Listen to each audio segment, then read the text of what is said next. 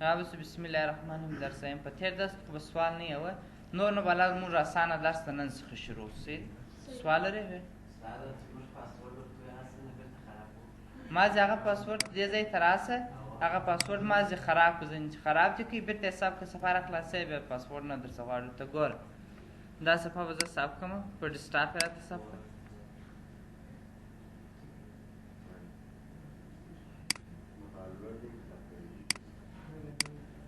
دغه ډي او سي په نامه یې زه ثبتوم. صحیح. اوس زه دې ته پاسورډ ورکوم.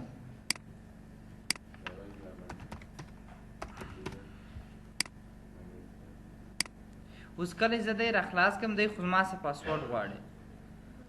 ستا اوس سوال دا دی چې زه دا پاسورډ باید څنګه ځنجیسته کړم. فایل ټیپ ته راسه، په فایل ټیپ کې ورته وایه پاسورډ چې مې ورکړی دا ځنجیسته کړه. دلته پاسورډ درته ښیي دا چیز کې خراب یې کړه ځنجي. اوکې کلوز ثبت یې کړه. تغیرات ته راوستل هغه باید ثبت شي. اوس ته دغه فایل راخلاصوي دا پاسورډ نه وه.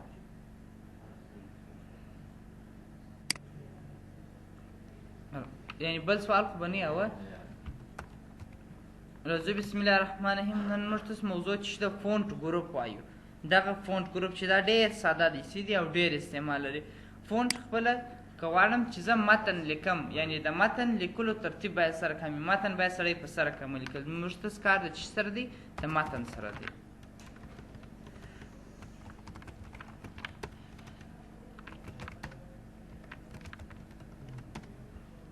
دغه متن مې لیکل دي. لومړی به تاسو انتخاب کوئ. سیدي په دا ځای نور چې موږ تاسو درس وایي د انتخاب ډېر مهم دی. دغه چپه کلیک ونیسئ، د موس ماوس دې خواته داسې راکش کړي، دا خط خپله درته انتخابېږي. او که چیرې دا رقم نه کوې شفت بټن ونیسه. شفت بټن په دغه را کې هم کولی سئ انتخاب وکړې. اوس دا خط مې انتخاب کړي نو لومړی دې ځای نور نه هلته مه عملي کوئ. سیدي که په دې ځای سر نه خلاص بیا هلته نه خلاصېږي سر. دلته موږ لومړی چې لرو فونټ فیس لرو.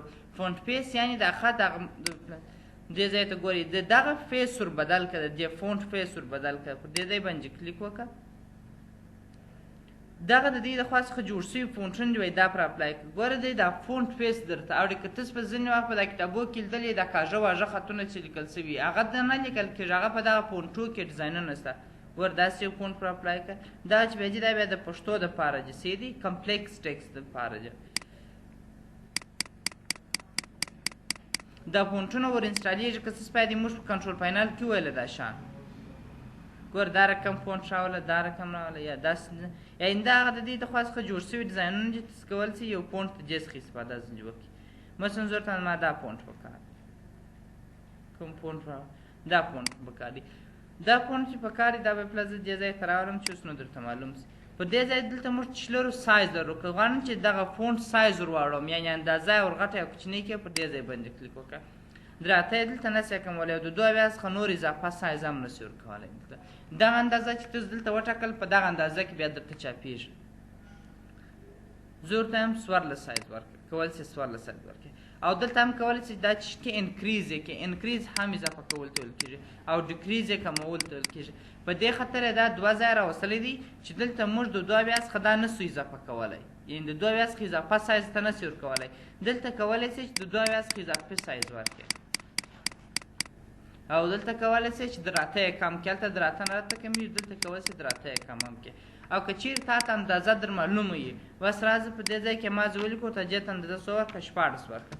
اوکې که هغه 14 اندازه ورکړي.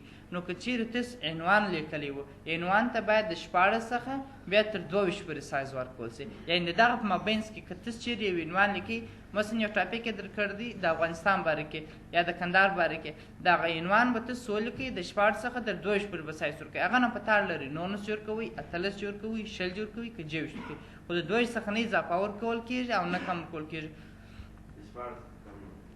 د عنوان ورکول کېږي خو عمومي قانون یې دغه رقم دی چې باید عنوان د 14 څخه تر 22 پورې. او دغه نور خط چې دی دا خط دا به 11 یا 12 فونټ سایز لري. او دا د مکتب کتابونه یا د اکثریت انګلیسي کتابونه ټول په دغه فونټ لیکل شوي 12 سایز. اوس که غواړم چې زه دا خط ورغټوم یا کوچنی کوم دا موږ دلته په شارټکټ کې هم کولی شو. کنټرول بریکټ خلاص دا سایز یې ورغټوي او کنټرول بریکټ بند یعنې دا غټ قوسونه دا خو سایز یې بیرته ورکوچنی کوي. دلته موږ چې لرو بولټ دا د خط راته چشکه ډبل یې کړه در معلومیږي تغیر یې هلته چې متوجه نه سي هلته په خپل کمپیوټران کې نه در معلومیږي. بولټ دا خط راته ډبل دی درته ډبلوي. کنټرول بی یې شارټکټ کېده. ایټالیک دا خط راته کوش کنټرول آی یې شارټکټ کېده. دا پر دې فونټ باندې سم نه درته معلومیږي دا فونټ دی. بولټ زنجسته کوم ګورئ دا خط یې اوس داسې نره معلومیږي. که غواړم چې دا یې ډبل سي پر بولټ باندې کلیک وکړه دا خط یې ډبل درته معلومیږي. او ایټالیک دا خط راته کوش کنټرول آی شارټکټ کړي د بولټ دا کنټرول بی ده. بولټ ایټالیک یې کړه درته کږ او انډرلاین که غواړم چې دې ته لاندې لیکه ورکړم انډرلاین یې کړه کنټرول یو یې شارټکټ کړي د انډرلاین ورکوي. که وایه دا انډرلاین مې دا رقم نه دي په کار دلته کولی شئ د انډرلاین سټایل هم ورواړئ او انډرلاین ته رنګ هم ټاکلی شئ. د انډرلاین څنګه رنګ ولري زرغون رنګ ژیړ رنګ هر رقم رنګ تاسو ورکوئ کولی شئ چې ورته انتخاب کړئ. دلته انډرلاین ته مثلا دا په ځینو ځایو کې تاسو ډېر استعمال لري. مثلا که تاسو پام پر کړئ تاسو یې داسې یو ډیزاین راوستلی دلته یې درته لیکلي وایي نوم دلته یې کوس خلاص سپیس یې والي په دې ځای ته چې وګورئ په دغه ځای کې دلته چې ورکړئ داسې لیکه یې ورکړي دا ځای کې لیکئ که تاسو پام پر کړئ نو هغه تاسو په امتحان کې هم راغلی ویل نوم ولیکئ هغه دا رقم نو دا چې تاسو ورکوئ دې ځای ته راسئ. دلته مثلا زه لیکمه مهرباني شو کوس خلاص دې ځای ته به یې چشکې انډرلاین به یې کې سپیس وه کوس بند کړه اوس هغه انډرلاین کړي ته کولی شئ بیا دلته په دې مابینځ کې خپل نوم ولیکئ. یعنې دا هم د دې انډرلاین څخه استفاده کېږي دغه انډرلاین څخه او بل په دې ځای کې موږ چې لرو سټریک ترو لرو. سټریک ترو په واسطه کولی شئ دې په مابینځ کې لیک ورکړئ. دا اوس استعمالیږي نه دا په لیول 1 لیول 2 لیول 3 سلسله که چا ولې انټر کړم په هغه کې که څه فهم و دلته بیا دا خط بیا کوږ بوږ ډیزاین درته راوستلی و دا ډیزاین به نو نه یا خط بیا درته راوستلی وی دا پاراګراف ووایاست دغه رقم سټایل بیا درته راوستلی و او د جیب مابینځ کې دا سټریک ترو مابینځ کې به لیکې ورکړي وی تاسو ته بیا ویلی دا خط وایاست بیا نه و چې ویل کېدی به نه اکثره وه دا رقم بیا درته راوستلی تاسو کولی شئ چې دا په هغه کې استعمال کړئ خو نور استعمال دونه نه لري. او دلته موږ چې لرو یو سبسکریپټ دی او بل سوپرسکریپټ دی. سبسکریپټ یو عدد د معادلې په شکل درته لیکي. که غواړم چې یو عدد لاندې ولیکم داسې ښه استفاده کوو. مهرباني سیم ته راغلی نن خو راسه بل ورځ پر دغه وخت مه راسه.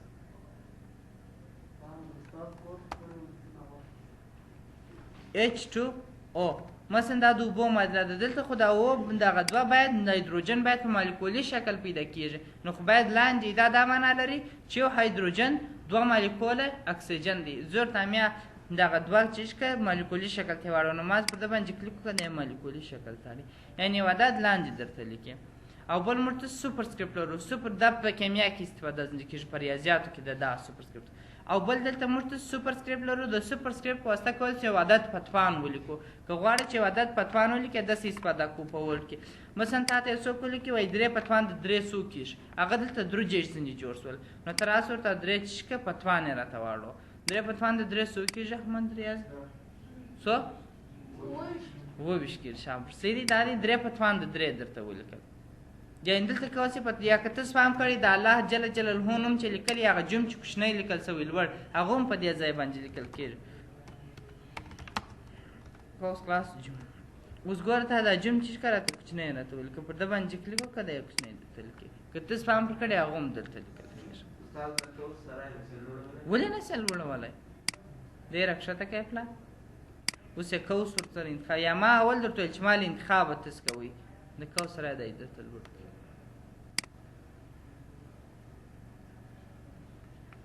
او بل په دې ځای کې موږ چې لرو ټیکسټ افیکټ لرو ان ټایپوګرافي لرو دا په 2009 کې هم نه په 2003 کې هم نه دا یوازې په 2014 کې شته نو دا د دې د خاص جوړ شوي ډیزاینونه دي چې تاسو کولی شئ چې د ټیکسټ افیکټونه پر اپلای کړئ داسې یو ډیزاین ورکړه دغه اصلي تشریح انشاءالله الرحمن موږ تاسو ته په انسرټ ټیپ کې بیا دا موضوعات راځي دلته ډېرې خبرې نه پر کوو اصلي موضوع دا دلته راځي چې بیا ستاسو څخه ورک نه شي چې وایي در سره تېر سو سیدې دې ځای ته بیا راسو کلیک پر وکړئ دونه خبرې لرو پر دې ځای باندې نو اصلي موضوع هلته ده، خو دلته چې یو ډیزاین یې راوړي نو دلته هم خبرې پر کوو.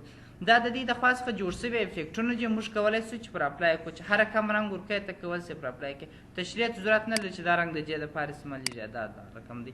آوټلاین دلته کولی شي د شاوخوا د باډر رنګ یې درې دی، یعنې دغه شاوخوا چې ګورئ د شین رنګ چې لري دغه باډر رنګ یې ته کولی شي دلته آوټلاین ور واړئ. مثلا ورته ته زرغون رنګ ورکړه، اوکې که هغسې د باندې رنګ یې تش کړي ورته زرغون یې کړي. عبدالقاهر خوست راژمی ورته وکړي خوب برلی سیسو داریگار عین هغه رقم رنگ ور کردی زرغون زور تامیا دا رقم رنگ می ندی پکار د ایندا چې تاسو خپل عملی نه کینې مو زده کیږي سیدی آوټلاین تاسو کولای شئ چې آوټلاینونه پر اپلای کړئ. هر کوم آوټلاین چې ورکړئ ته کول شي ورکړئ. شډو سایه ورکړه، دا د سایه ډولونه ګورئ ان شاته هغه رقم سایه ورکړه ده د هنداره دی. اوس راځو دغه ریفلیکشن دی، ریفلیکشن انعکاس ته ویل کېږي. لکه اوس چې احمد ریاض ویل وایي چې لکه هنداره څخه مطلب دغه دی نه لکه په هنداره کې ولاړې تصویر درته معلومیږي یا په بوک کې ولاړې معلومیږي. تاسو کولی شئ ریفلیکشن ورکړئ او ګلو خپله د ځان څخه نور رنګونه وکړي. او دلته موږ چې لرو نمبر سټایل لرو، دا د نمبرو دپاره دی سیدي. دا بیا مخته را روان دي سیدي.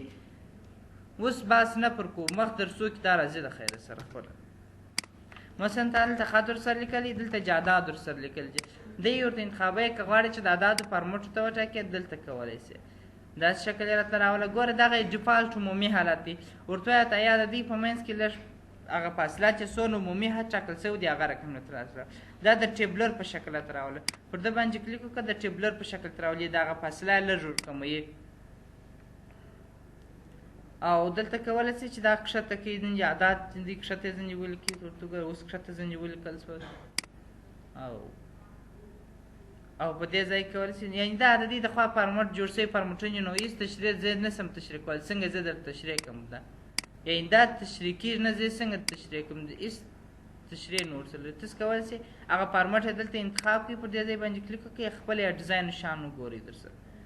دا بیا مخکې درسو کې راځي سیدي بیا یې تاسو درسره وګورئ. تاسو یې هم وګورئ خو په دا ځای کې ما درته ویل بیا راځي دلته یې بیا وایي.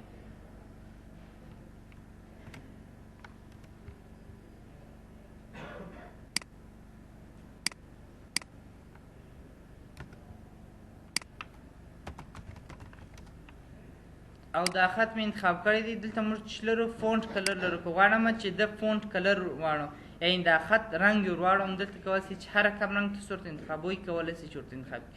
شین رنګ ورکوئ، زرغون رنګ ورکوئ، تور رنګ ورکوئ، هر کوم رنګ چې تاسو خوښ شو دلته کولی شئ هغه رنګ یې ور واړوئ. او دلته موږ هایلایټ لرو. هایلایټ د د شا رنګ ته ویل کېږي. که غواړم چې د شاته رنګ ورکړم دلته کولی شئ. عموما دا مکتوبونه یو شی چې هستي چې هلته وایي کاپي پلانکي نه پټ چې واڅول هغه په هایلایټ ویل کېږي. په کمپیوټر کې مطلب دا دی چې یو ځای ډېر مهم یو چا توجه ورته راړوي نو دلته کولی شئ د هایلایټ استفاده وکړئ. دا سنی تور هایلایټ مو ورکړی باره بیا خط نه پر معلومیږي چې چاپ شوی دی. نو عموما چې هایلایټ موږ ورکوو داسې رنګونه په دې ځای کې ورکوو. او کله چې په قلم باندې هایلایټ ورکول کېږي هغه یا داسې رنګ ورکول کېږي یا دا په دغو رنګو کې او دلته موږ کولی شو چې سینټنس کې دا د جملې قانون دی. مثلا دلته یو جمله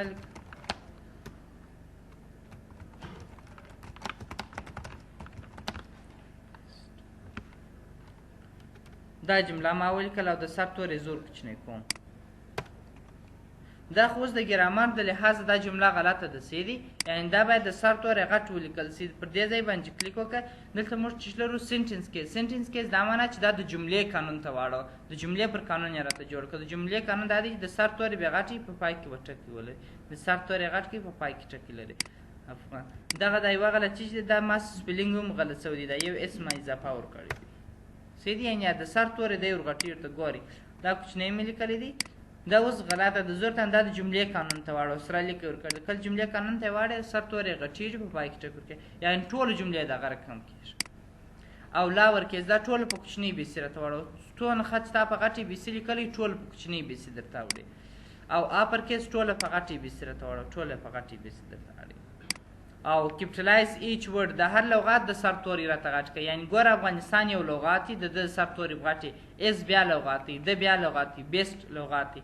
یعنې د هر لغات د سر تورې غټ دلته راغلی دی.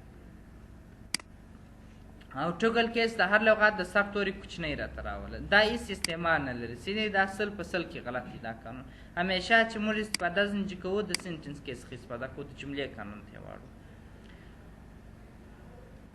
او بل دلته راغلم دا ساز مرغات کوي بولډ ایټالیک انډرلاین کوي په دې ځای کې موږ دلته چې لرو کلیر فارمټینګ کلیر آل فارمټینګ دا دلته چې سره کم فارمټ کړی دا ټوله فارمټ دا شان یې پاکه نه یو ډیزاین جوړ کړی هغه درته دا ایسته که دا ډیزاین نه دی پکار نو بیا به ته دا خط د سر څه ورته لیکې خو زور غواړي نو په دې ځای باندې کلیک وکړه دا فارمټ راته پاک کم فارمټ چې تا ورکړی هغه ټول د منځه درته وړي که سایز ورغټ کړي که جرنګ یو هایلایټ د منځه نه درته وړي دا یوه خبره جسته په یاد کله چې ته راسې هایلایټ پر اپلای کې اوس مثلا ته دغه فارمټ ورته پاکې دا هایلایټ د منځه نه درته ځي سیدې هایلایټ سمه نور فارمټ د شان د منځه درته وړي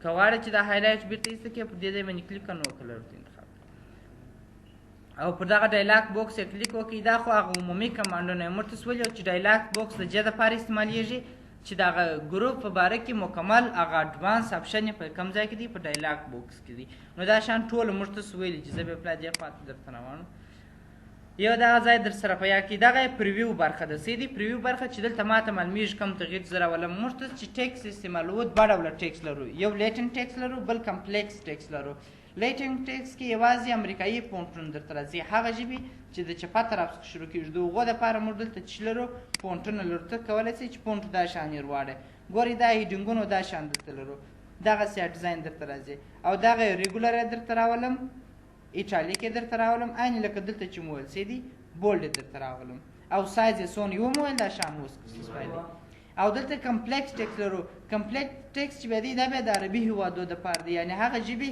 چې د رسته څخه چپاته لیکل کېږي لکه پښتو دري اردو عربي پر دې باندې کلیک وکړه دلته ګورئ ټوله عربي فونټ اول یې درته راوړسو ګورئ دا دی چیش دی اریشیا دی چیش دی اسمین دی دغه ټول هغه فونټونه دي چې په پښتو کې استفاده ځنې کېږي ګورئ الهام ټول یعنې په دې ځای کې چې وګورئ الهام تا ته نه راوړي دلته یې درته راوړي ګورئ دلته دا د پښتو دپاره تغیرات چې دا د انګلیسي دپاره تغیرات دي دغه سره کوم ریګولر راولم زه ورته بیا ایټالیک یې کړه ګوره خط یې کوږ کړي درته درته یې بولډ کړه بولډ ډبل څه ومویلې دا مخکې بولډ ایټالیک دواړه یې کړه او سایز یې ورڅونه کړه سایز یې مثلا دلته راسه ورته شپږ ویشته کړه د دغه پښتو خط چې تا لیکلی د هغه سایز به څو ته واوړي اوس شپږ ویشته به واوړي او دلته خو نو موږ ته رنګ درلودی که غواړم چې رنګ ورکړم دا که دلته مو ویلي ګوره دا خبرې اصلي کمانډونه یې دلته دي دا دلته ما ځای شارټکټ ایښي چې مهم دلته پکارېږي او انډرلاین سټایل انډرلاین سره کوم ورکړم دلته مو ویلي دغه انډرلاین ته کولی چې انډرلاین دلته هم ورکړې او دلته د انډرلاین رنګ هم ټاکلی شي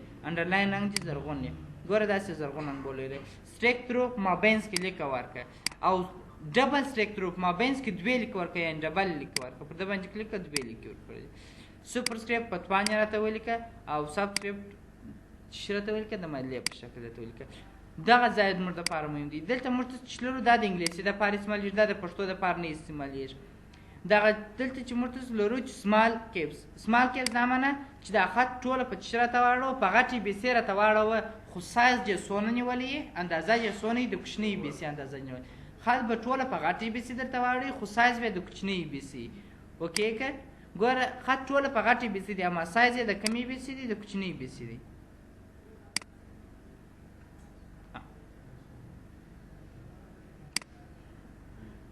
او په دې ځای کې جوړ ویله چې یا آل کیپس ټوله په غټې بیسې راته واړو غټې بیسې چې سایز یې هم د غټې بیسې کېکه ټول خط په غټې بیسې دا عین دلته موږ ته سویلې دا خبرې موږ ته څه کړي دي دا اوس موږ ته سویل او یو په دې ځای کې موږ دلته چې لرو دا هایډن ټیکس لرو دا خط راته چې هایډ یې کړه پټ یې کړه ما ته چې نه معلومېږي تاسو کولی شئ مثلا یو څوک دا رقم درته وایي وایي دا خط راته هایډ کړه ته کولی شئ دا خط دلته هایډ کړې اوکې که خط هایډ اما کله چې چاپه یې کېدای شي پر دې باندې خط چې چاپ شي کنټرول پی وه اوس دلته ما ته نه چاپېږي او دا بیا په آپشن کې موږ ته څه وایو زه به پلا ما دلته ورته وایم ډسپلی پرنټ هایډن ټیکس مثلا یو څوک درته وایي دا خالي صفحه ده زه پر دې باندې خط درته چاپوم کنټرول پی وایي دا خط ورته چاپ شي هغه د چی کړ دی هغه خط یې لیکلی وي خو ده ستا څخه هایډ کړی دی چې یې نه وینې زه اوس که غواړم چې ښکاره یې کړم